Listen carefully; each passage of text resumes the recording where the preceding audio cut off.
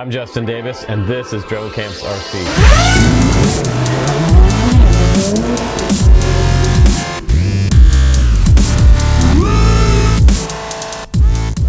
Guys, welcome back to the Drone Camps channel. Yeah, that's right, you heard it right. This is the best-selling FPV drone in history of the FPV hobby. So if you're looking to get into flying something like a 5-inch freestyle drone or a racing drone, this is the ultimate gateway for most people out there in our hobby.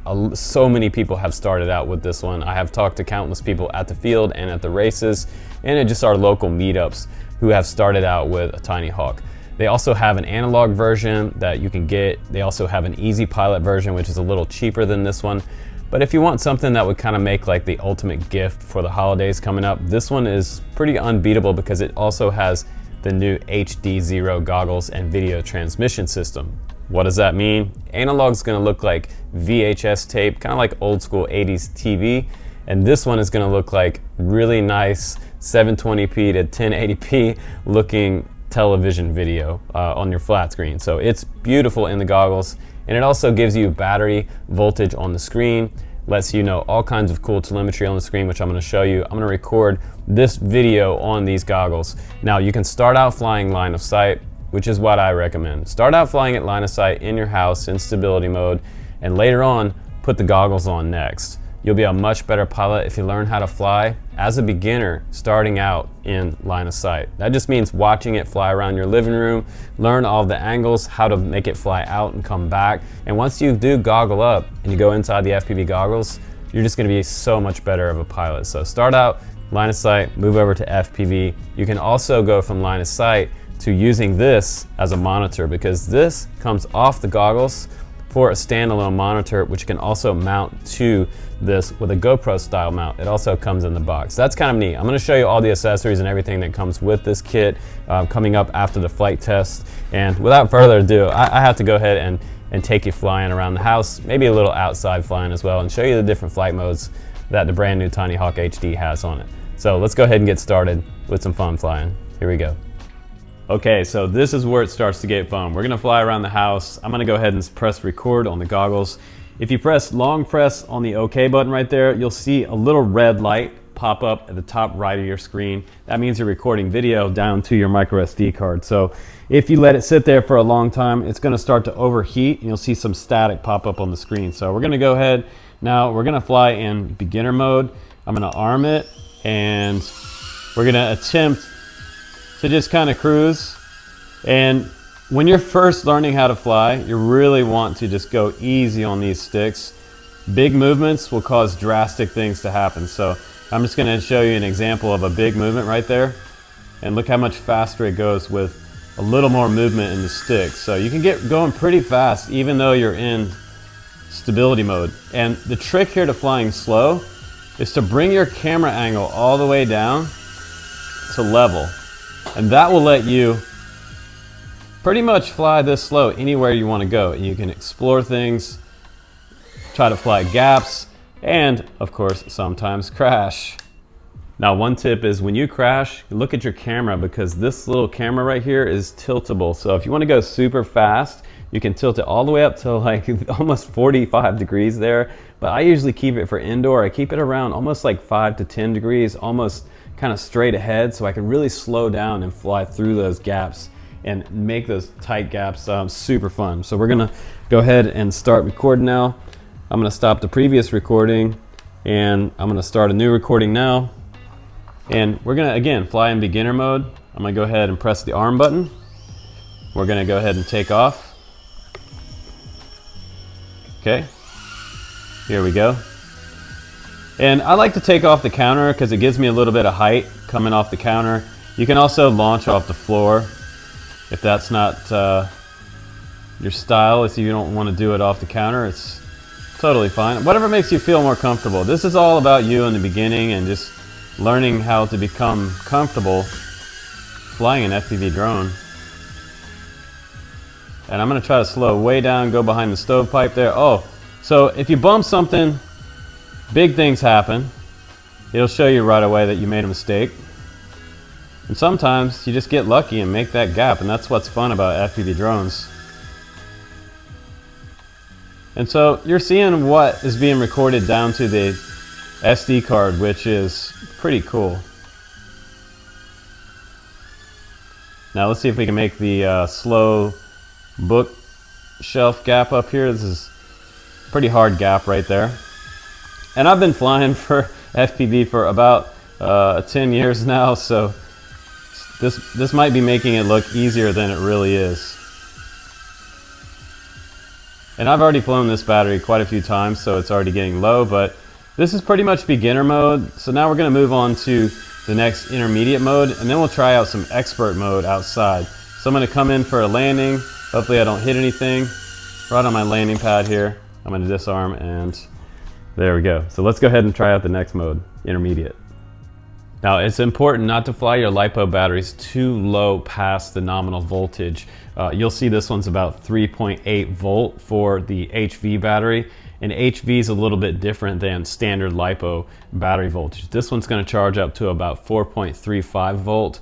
When you start up the quad, the first time you do it, you see it on the screen. That's what you should see, 4.35 volt. Sometimes it'll be a little bit under that, and depending on how old your batteries are, you'll start to see lower voltage over time. So that means you need to probably replace it after a while. If you see it start to swell as well, if you have a kind of a puffy looking LiPo, that means you want to kind of cut these off, expose the wires, and put them in some salt water and discharge them in the salt water. Then you can throw them away. Otherwise, you're kind of having some dangerous stuff around your house. So you want to make sure that you dispose of your LiPos properly. So I'm going to go ahead and put this next battery in there. We're going to see how this one does. This is the all-line 450 battery, and we're going to test out some of that intermediate mode with the new Tinyhawk. So I'm going to go ahead and plug it in here. We're going to start recording in the goggles, and these goggles are adjustable, by the way. They can go in and out depending on your vision, and everybody's different. So I'm a little bit nearsighted, so I have to move them all the way out for my vision. So I'm going to long press on the OK button again, and I see it's recording there, and I'm going to go ahead and flip over into intermediate mode before we start. And let's go ahead and take off and do some intermediate flying now. Arm switch. There we go. So now we can go a little faster around the house, and a lot faster. So here I'm not really trying to make gaps. I'm just trying to kind of like race around my house, feel the speed. But it's not letting me do a complete flip, which is kind of cool. And we could try this mode out later outside when we try out expert mode outside. And expert mode is where we have no stabilization. So if you've never flown an FPV drone before, this is intermediate mode, which again, gives us more angle of attack, lets us fly a little faster, take more chances at high speed. If you had gates around your house, if you were racing these, which some people do, this gets to be a lot of fun. They also have events sometimes in the winter, rent places out like at bars and nightclubs. But yeah, super cool, and it's flying pretty good. So I like this mode a lot more because, well, I've been flying for a long time and it just feels good.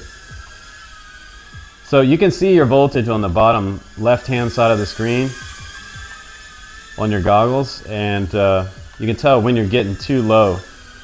And these batteries will get warm if they get a little bit too low on the voltage side. Or if you just fly it pretty hard, you'll see that the battery comes off the quad pretty warm. But the good news is that the motors are staying pretty cool. If you have a bad tune on a quad, sometimes you'll notice that the motors get hot. Or if you have a broken prop or something like that. A lot of variables in this FPV racing game, but this will definitely get you started flying FPV and have you wanting more. It's kind of a journey into FPV, and you don't have to do it spending a lot of money. So let's go outside now. I love this mode. This is great. I got a low battery situation because I flew super fast, but let's go outside now and let's fly expert mode outside. Okay, my friends, this is where it starts to get really fun in your journey. Expert mode will allow you to do flips and rolls and make some pretty fast lines around your yard. If you're new to lines around your yard, that just means looking ahead of where you're flying and picking the best route available. And sometimes we have things in the way, like an unexpected goalpost like that, so you'll have to get used to kind of flying and being on your toes. And this is what acro mode is kind of the holy grail of FPV freestyle.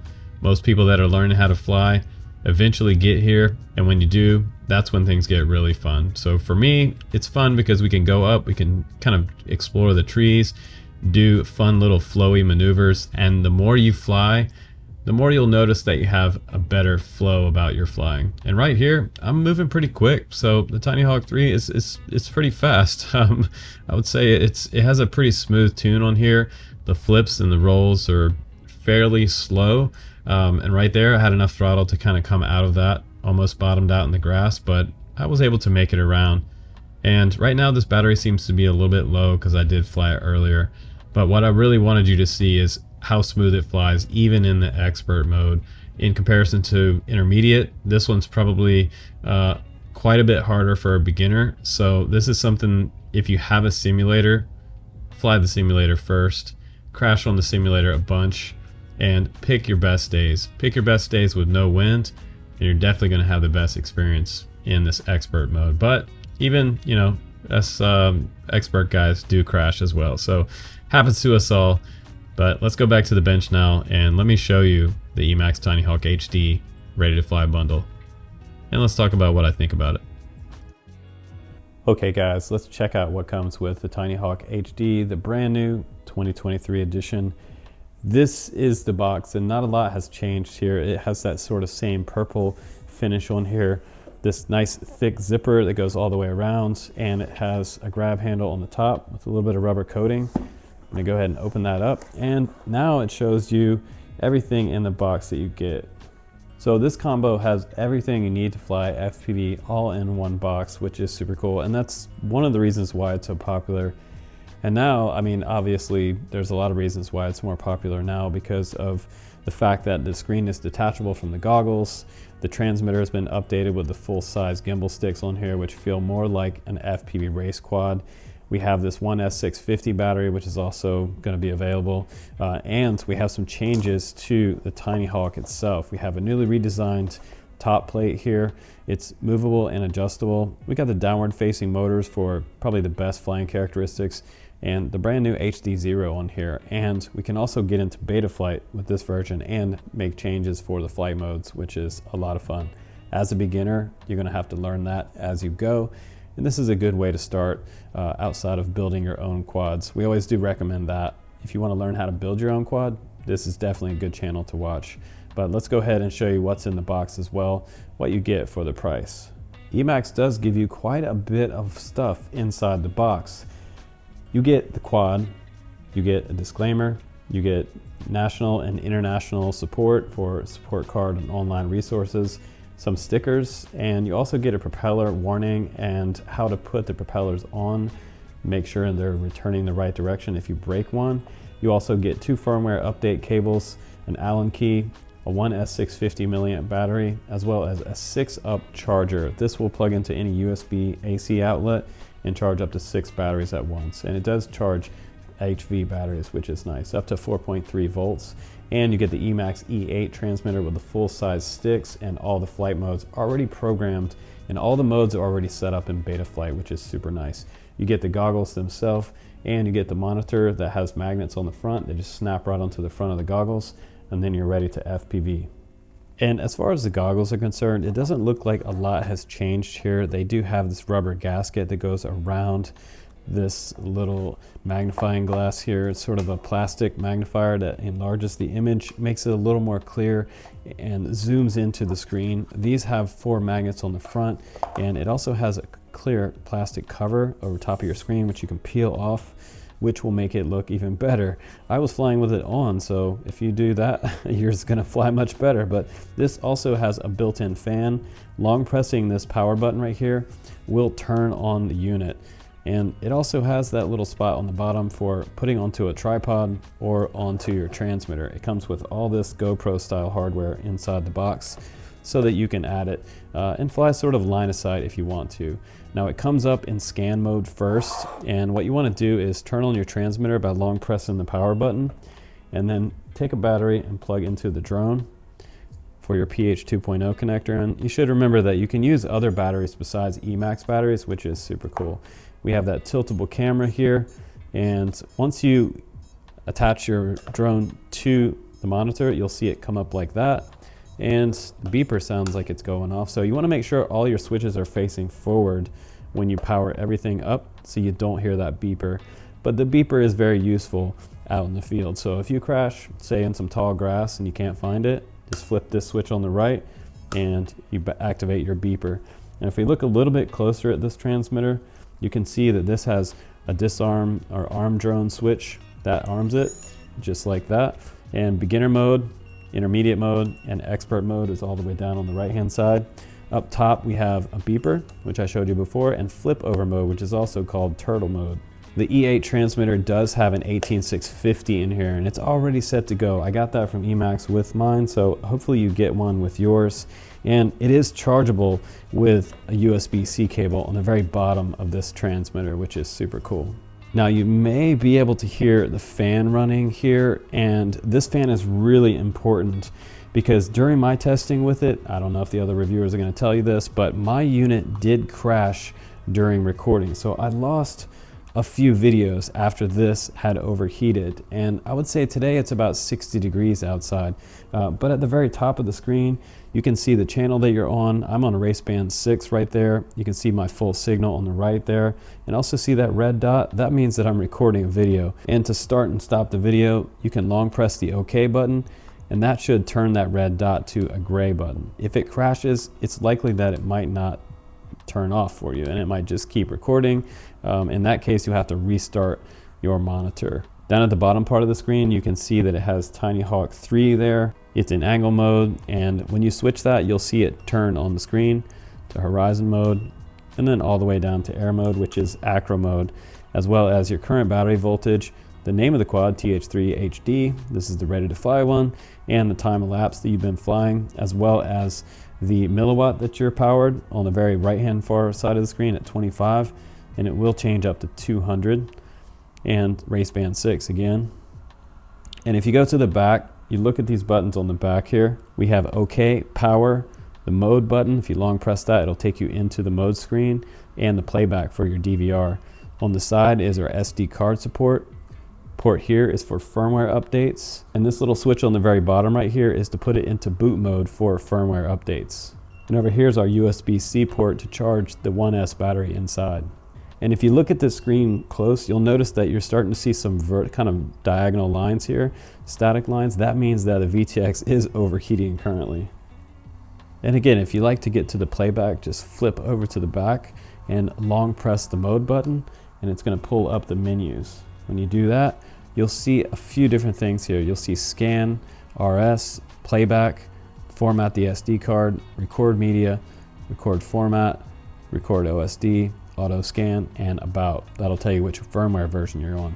If you look on the back of the monitor, you'll see an up and down arrow on this side. Go ahead and press up or down to make a selection. We're going to press down to playback, and that'll bring us into our DVR and playback.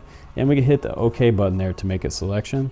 So hit playback right there, and that's going to take us into the videos that we've recorded. Now we can use the up down arrows again to select which video we want to watch. So if we go over to the right, we can go back to the left.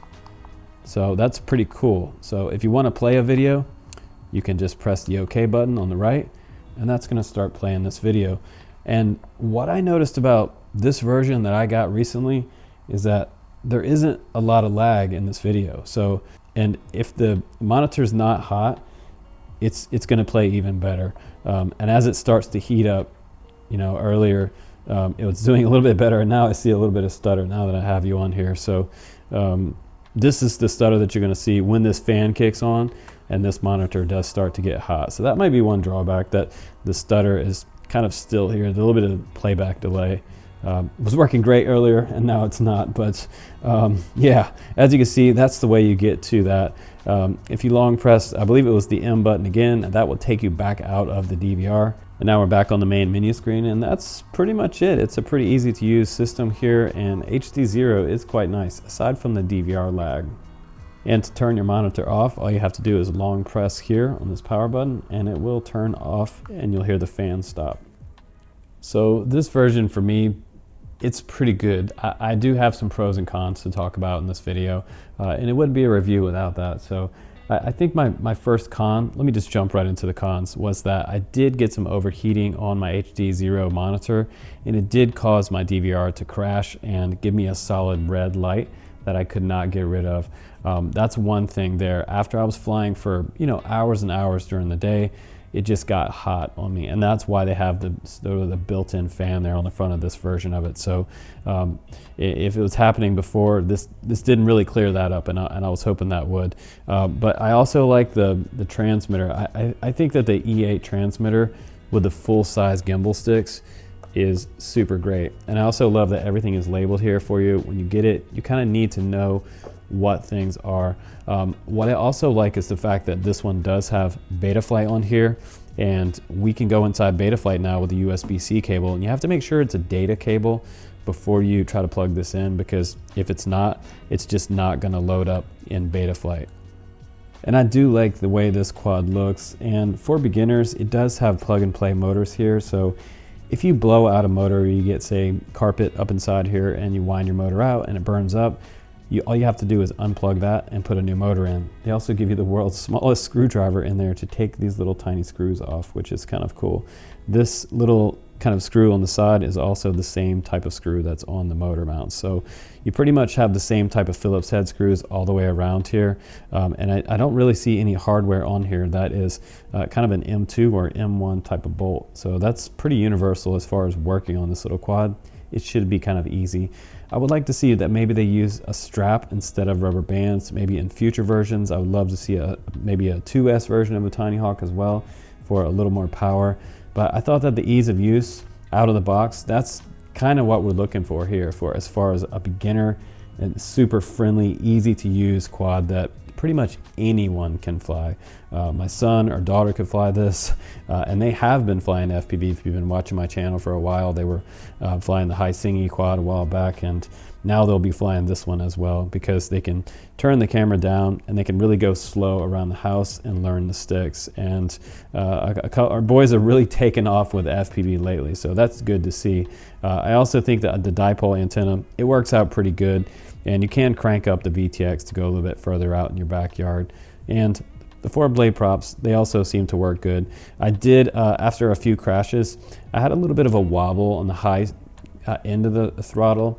I did notice, so that may be one con as well that I wasn't really expecting out of this quad, because everything is pretty much perfectly placed on here and nothing seemed to be loose, but maybe the accelerometer didn't load when I kind of went to put it back down.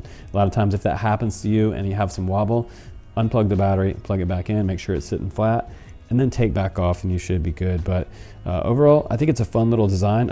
This kind of reminds me of a bat for some reason. I don't know, Batman looking in the front here, just in time for Halloween, of course. We're all decorated here at the house, so we're super excited for Halloween, and I hope you are too. And make sure you check out our other review of the Tinyhawk Freestyle 2, the 2S version that came out. And that one's also HD, and it has a much thicker carbon frame on there. So that one's gonna be a fun review as well, coming up on the channel.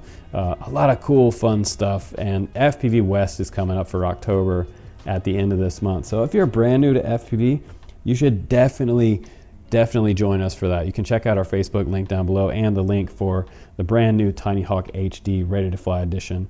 Guys, take care, and I'm Justin Davis. I will see you on the next one. Bye-bye.